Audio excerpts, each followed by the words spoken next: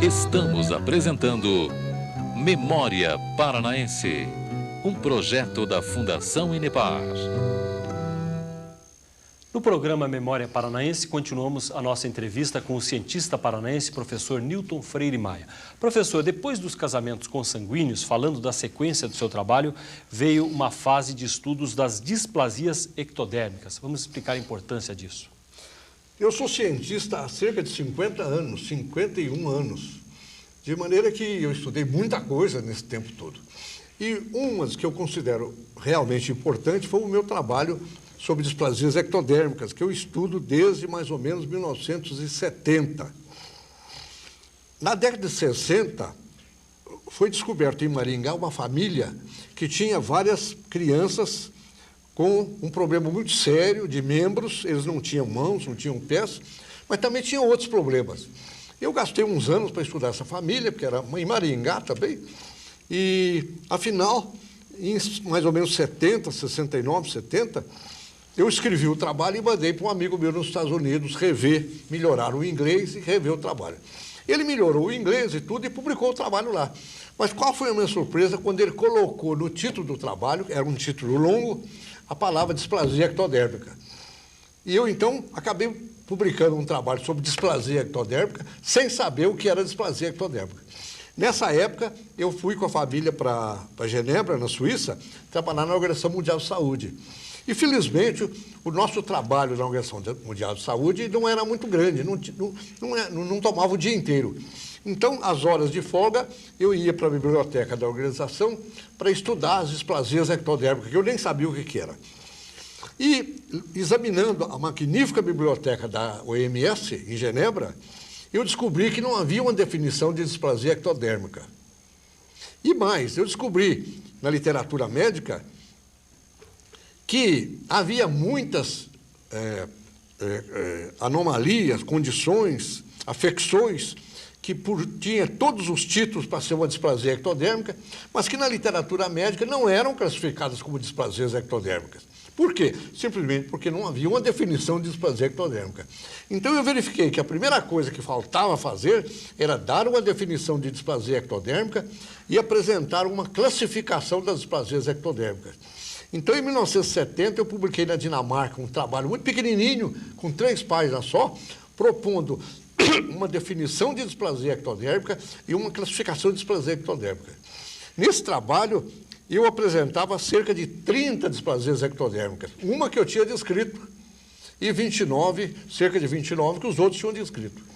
E uns anos depois, eu publiquei na Itália um outro trabalho em que o número da displasia ectodérmica tinha passado para 50 e tantas.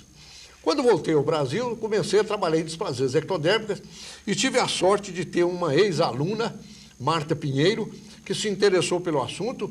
Ela fez mestrado com displasias ectodérmicas aqui no Paraná e fez doutorado na USP com displasias ectodérmicas. Então eu comecei a descrever o problema, não mais só uma ou outra displasia ectodérmica, mas o conjunto das displasias ectodérmicas. E uns anos depois, nós publicamos um livro, eu e a Marta publicamos um livro nos Estados Unidos sobre displasias ectodérmicas. É o único livro que existe no mundo sobre displasias ectodérmicas. Eu costumo dizer que o nosso livro é o melhor, porque é o único. Mas que então, certamente ajudou na projeção do seu nome internacionalmente como cientista. De maneira que eu considero esse meu trabalho um trabalho importante, porque eu dei uma definição de displasia ectodérmica, uma classificação das displasias ectodérmicas, e o último trabalho que eu publiquei com Marta Pinheiro, nos Estados Unidos, o número da displasia ectodérmica já está perto de 160. E esse é um trabalho meu que é citado no mundo inteiro, porque no mundo inteiro, todo mundo que estuda displasia ectodérmica aceita a minha definição e aceita a minha classificação. Professor, a discussão na genética hoje é bastante grande, novidades que vêm surgindo, a engenharia genética, a clonagem. Como é que o senhor vê as perspectivas da genética, a utilização para o futuro? Porque tem um aspecto ético também da utilização da genética. Eu vejo todo esse problema com a maior simpatia, com o maior entusiasmo. Agora, eu não vejo motivo para temer o problema dos clones, porque o clone faz uma repetição genética, mas o clone não faz uma repetição ambiental.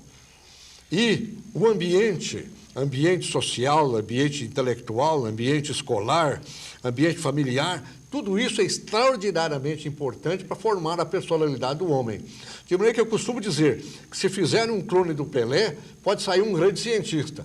E se fizer um clone do Einstein, ele já morreu, não é possível fazer. Mas se pudesse fazer, podia saber um grande jogador de futebol. O senhor acha também que tem a base ambiental, as circunstâncias que pesam em torno da vida da pessoa, que é fundamental também?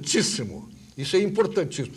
Tão importante que os gêmeos monozigóticos, chamados gêmeos iguais, são duas crianças que nascem mais ou menos na mesma hora e que têm os mesmos fatores genéticos, essas duas crianças são diferentes. A manipulação genética que pode levar no futuro as pessoas a quererem definir os traços genéticos dos filhos, assim como hoje se pensa em cirurgia plástica? Isso poderia ser feito num futuro longínquo, mas a genética demora muito tempo. É mais fácil mudar um nariz ou mudar uma orelha com cirurgia plástica do que querer mudá-lo num filho através de manipulação genética ou clonagem. Toda a ficção que surge em torno da genética, por exemplo, falando na criação de espécies que serviriam só para o trabalho e não para o raciocínio, e por aí vai, tantas outras histórias que surgem. Acredito nisso. Como é que o senhor vê? Na época do Hitler, uma época horrorosa na história da humanidade, na época do Hitler temia-se uma clonagem porque se podia fazer um exército de clones. Não é possível fazer um exército de clones. As pessoas, primeiro, tinha que demorar aí cerca de 20 anos até eles crescerem, porque o clone também nasce pequenininho. E é preciso esperar 20 anos para que ele cresça. Segundo, é preciso dar um ambiente militarizante, sabe? Um ambiente muito especial para essas pessoas que se planeja que sejam soldados no futuro. E assim mesmo nunca se conseguirá isso, nunca. O senhor acha que vai ser necessário se tratar dos limites éticos para a clonagem, para a engenharia genética no futuro? Acho muito importante. Eu, por exemplo, sou contra o aborto provocado por questão ética. O aborto provocado está sendo praticado no mundo inteiro, inclusive no Brasil, que é um país de tradição católica, mas não é um país católico. Né? Como todos os países do mundo, é um país mais ou menos pagão. Não, cristão nem se fala, porque o cristianismo, na minha opinião, terminou lá pelo século IV. O que nós temos agora são católicos, são protestantes, etc., que na sua maioria não são cristãos. E esse povo, que na sua maioria se diz cristão, esse povo está fazendo abortos provocados aí aos milhares, aos milhões. Mas por questões éticas eu sou contra o aborto provocado, como sou contra também a clonagem em ser humano. Eu acho que o ser humano é sagrado. Pela sua qualidade intelectual, o ser humano é sagrado, não deve ser tocado. Agora, o senhor reconhece que é muito difícil um controle sobre o que se desenvolve clandestinamente nos laboratórios por todo mundo? Muito difícil. E o controle desses laboratórios passou em grande escala da mão dos governos para a mão dos particulares. De maneira que quem faz pesquisa hoje para produzir medicamentos são os laboratórios particulares, que gastam uma fortuna e, por isso mesmo, os medicamentos são caros. Professor, a genética entra, inclusive, o seu estudo já foi nesse sentido, na psiquiatria, nas consequências, né, nos problemas psiquiátricos que surgem através da genética. Isso mesmo. A genética surgiu como genética vegetal. Logo depois surgiu a genética animal. E uns 20 anos depois surgiu a genética humana. E dentro da genética humana surgiu a genética médica. E dentro da genética médica surgiu a genética psiquiátrica. Hoje existe uma genética psiquiátrica. Há muitos geneticistas psiquiátricos no mundo que estão estudando a genética das perturbações mentais, por exemplo, a psicose maníaco-depressiva, da esquizofrenia, o problema do retardamento mental, tudo isso está sendo estudado dentro da genética psiquiátrica, genética médica. O senhor chegou a ter também um estudo desenvolvido sobre as alterações genéticas em médicos que trabalham em áreas de uso de raio-x? Eu e 2 colaboradores trabalhamos durante algum tempo para ver, comparando a descendência de pediatras com a descendência de radiologistas ou radioterapeutas. E nós verificamos, depois de alguns anos de trabalho, que nas famílias dos radiologistas havia mais abortos do que nas famílias dos pediatras. Houve outras coisas, mas essa explicação, a explicação desse fato, me parece, pode ser devida à radiação que os radiologistas recebem muito mais do que os pediatras. Professor, ainda dentro da genética, o senhor tem estudos sobre o Brasil como um laboratório racial. O que vai significar para o Brasil a longo prazo essa mistura grande que acontece de todas as raças? Isso é uma coisa favorável sob o ponto de vista genético. Um povo bem misturado, por exemplo, como o povo brasileiro, é melhor, deve ter menos mortalidade precoce por causas genéticas e menos anomalias por causas genéticas do que um outro povo mais homogêneo, por exemplo, como o dinamarquês. Como é que essa mistura dentro da genética cria essa maior resistência na saúde? A mistura genética é boa. A mistura de povos pode não ser boa sobre outros aspectos. Eu não entendo o assunto, sobre o aspecto sociológico, etc. Eu não entendo o assunto, não falo. Mas, sob o ponto de vista genético, a mistura racial é boa. Porque a tendência das populações humanas, das populações em geral, é formar o que se chama isolados. Os isolados são grupos humanos mais ou menos isolados. E nesses grupos humanos mais ou menos isolados, a frequência de anomalias genéticas devido aos chamados fatores genéticos recessivos deve ser maior do que nas populações misturadas. Então, quando duas populações isoladas se misturam, a frequência de anomalias genéticas deve baixar na população misturada em relação ao que era nas duas populações isoladas. O senhor disse que já fez aconselhamento genético. Até onde deve existir a preocupação, e isso cada vez mais da sociedade, com relação aos casamentos, de se ter o levantamento dos problemas familiares e dos filhos, né? Que consequências eles podem sofrer quando na carga genética vem um problema de um ou de outro lado? Eu acho que o aconselhamento genético é muito útil, porque o aconselhamento genético pode resolver, inclusive, problemas não genéticos. Não genéticos. Por exemplo, uma pessoa suspeita que uma coisa que apareceu na sua família é genética. Então, procura o aconselhamento genético para saber, é ou não é genética? E houve, pelo menos uma vez, na minha experiência de aconselhador genético, em que o sujeito, o consulente, estava preocupado com um problema que não era genético. Então, eu expliquei para ele, não, esse problema não é genético. Não tem influência genética. E ele saiu satisfeito, porque ele pensava que o problema era genético. Vamos então, professor, para mais um intervalo. Nós já voltamos conversando aqui no Memória Paranaense com o professor Newton Freire Maia, cientista paranaense. Daqui a pouco, no último bloco, nós voltamos a conversar com o professor. Estamos apresentando Memória Paranaense, um projeto da Fundação Inepar.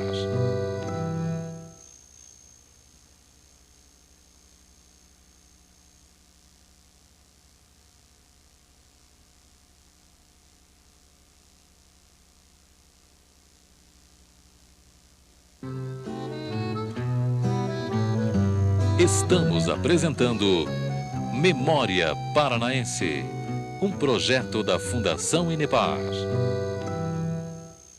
Vamos para o último bloco do programa Memória Paranaense, hoje entrevistando o cientista Newton Freire Maia, cientista paranaense. Professor Newton Freire Maia, uma curiosidade, o senhor tem uma filha que tem expressão nacional como atriz, Fátima Freire, nasceu aqui em Curitiba e saiu daqui lá por volta de 73, né? E foi se dedicar ao teatro, ao trabalho em tantas novelas na televisão. Como é que foi isso dentro da sua casa, que era uma casa que se falava muito em genética e ciência?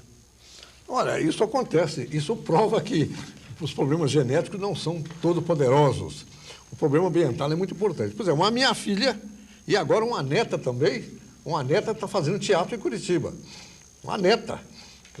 E de maneira que essa minha filha sempre manifestou, desde pequenininha, vocação para aparecer, cantar, etc, etc. E lá no início da década de 70, ela resolveu ir para o Rio tentar a vida. Ela começou aqui mesmo, na televisão, aqui, participando de programas. Aqui no antigo Canal 12, que era a primeira televisão do Paraná. E ela foi para o Rio e lá ela conseguiu. E ela então fez muitas novelas na Globo, a princípio. Depois passou a fazer novelas em outros lugares, inclusive em produtoras independentes. E ela tem feito ultimamente mais teatro. E ela ainda esteve há poucos dias aqui fazendo teatro. E para mim é uma grande alegria isso, porque ela se realiza. Como eu me realizei fazendo ciência, ela se realiza fazendo teatro. O senhor aceitou bem desde o começo essa outra linha de trabalho? Muito bem. E tem orgulho hoje do resultado? Muito bem, estou muito orgulhoso dela. Professor, o senhor teve uma atuação nacional através da SBPC, Sociedade Brasileira para o Progresso da Ciência. Sua visão, o senhor conhece lá fora também como é que é, sua visão da ciência brasileira tem avançado mesmo com dificuldades? Eu conheci a minha vida científica antes da SBPC. De maneira que quando a SBPC surgiu, eu já entrei como sócio dela. Isso em 48. E de maneira que o aparecimento da SBPC em 48 coincide historicamente com o aparecimento do CNPq, que foi a primeira instituição do governo para patrocinar a pesquisa, em 51, quando eu vim para Curitiba. De maneira que uma surgiu em 48, a outra surgiu em 51. De maneira que a ciência brasileira tem se desenvolvido muitíssimo durante esses 50 anos da existência do CNPq e da SBPC. Eu tenho a honra de ter sido vice-presidente do SBPC e hoje eu tenho a honra de ser presidente de honra da SBPC. A universidade brasileira, como é que o senhor acompanha hoje a realidade que o senhor vê ainda estando lá presente, convivendo? O fato da gente ser velho faz com que a gente seja espectador da história, espectador ou ator da história. A universidade brasileira tem se desenvolvido extraordinariamente nesses últimos 50 anos. De maneira que não é mais aquela universidade que eu conheci há 50 anos atrás. É uma universidade relativamente bem desenvolvida. É claro, a universidade brasileira, sob o ponto de vista de pesquisa, ainda é uma universidade do terceiro mundo. Não se pode comparar de forma alguma com as universidades inglesas, francesas, alemãs, e americanas, italianas, etc. Né? Esquecida pelo governo, o senhor diria, no sentido do estímulo, do salário de professor, do quadro geral? Eu não diria esquecida pelo governo, mas eu acho que o governo poderia tratar melhor as universidades, principalmente as universidades estaduais, que estão ligadas ao governo estadual, e as universidades federais. Agora, quando se fala em universidade brasileira, não se pode esquecer de São Paulo. São Paulo não é o maior polo econômico do Brasil, é também o maior polo cultural e científico do Brasil. A USP é certamente a maior universidade brasileira. E as universidades estaduais paulistas são também de muito boa categoria. E, em geral, melhores do que as universidades federais. É claro, existem algumas universidades federais de grande categoria, mas as universidades de São Paulo, e agora incluindo a Universidade Federal de São Paulo. A Universidade de São Paulo tem duas universidades federais, em São Carlos e uma em São Paulo. É o espaço dentro das universidades federais para a pesquisa. Quando a universidade sofre num quadro como o que temos, a pesquisa também fica bastante alterada no país, prejudicada. O lugar onde se faz mais pesquisa no Brasil é certamente nas universidades. De maneira que quando falha o apoio estatal ou diminui o apoio estatal, como agora, por exemplo, infelizmente o apoio diminuiu um pouco, e então, é claro, isso afeta a pesquisa. A SBPC, a Sociedade Brasileira para o Progresso da Ciência, que o senhor tem a participação até hoje, tem feito diversas campanhas, até pelos meios de comunicação, televisão, mostrando, através de peças simples, publicitárias, a importância da pesquisa, do ensino para o desenvolvimento do país. Mas parece que essa conscientização com relação à classe política, governo, é alguma coisa de longo prazo? Até certo ponto, sim. Isso por quê? Porque o país, sendo um país de terceiro mundo, não está ainda consciente de que educação e ciência é uma coisa em que se investe, é investimento. Faz um investimento agora e obtém-se o resultado no futuro. Ainda se pensa que é despesa. Não é despesa, é investimento. Professor Newton Freire Maia, por que a sua decisão de escrever uma autobiografia? Eu conto exatamente lá todos os meus equívocos, os meus erros e tudo isso, e as minhas viagens erradas, e como é que eu pude me tornar cientista indo para um lugar onde eu podia ser cientista. Professor, finalizando então a nossa conversa aqui no Memória Paranaense, ser cientista no Brasil é remar contra a maré, é alguma coisa de teimosia? Como é que o senhor define então esse caminho que o senhor tomou e ao qual o senhor dedicou sua vida? Olha, sob certo aspecto porque os salários muitas vezes são baixos. De maneira que quem vai ser cientista pensando em viver bem, não deve ser cientista. A ciência pede amor, dedicação, sacrifício. E houve sacrifício muitas vezes de minha parte. Não agora, porque agora eu estou aposentado e o salário, que não era muito bom, dá para viver. É vocação realmente? É vocação. Fazer ciência é uma vocação como fazer poesia. Por que mesmo depois de tanto tempo de aposentadoria, o senhor se obriga todos os dias a estar na universidade? O senhor não conseguiria se afastar do seu laboratório? Eu acho importante eu estar lá, porque a pessoa quando envelhece muda. Eu mudei. O meu interesse maior nos últimos 2 anos não é a ciência, é a filosofia da ciência. E eu sinto hoje que eu tenho muito mais interesse pelas crianças, pelos jovens, sabe? E pela religião, obviamente. De maneira que eu trato hoje muito melhor os jovens da universidade do que há 10, 20, 30, 40 anos atrás. Primeiro eu deixo minha porta aberta. Os jovens passam no corredor, muitas vezes entram para conversar comigo. E eu tenho tempo para conversar com eles. Antigamente eu não tinha tempo, sabe? Eu não tinha tempo. A minha porta estava sempre fechada. E hoje a minha porta está sempre aberta e para mim é um prazer, uma honra que os moços entrem para conversar comigo. Professor Newton Freire Maia, muito obrigado pela participação conosco. Muito obrigado. Professor Newton Freire Maia, um dos mais importantes cientistas do nosso estado do Paraná, foi o nosso convidado hoje do programa Memória Paranaense. Muito obrigado também a você que ficou ligado conosco.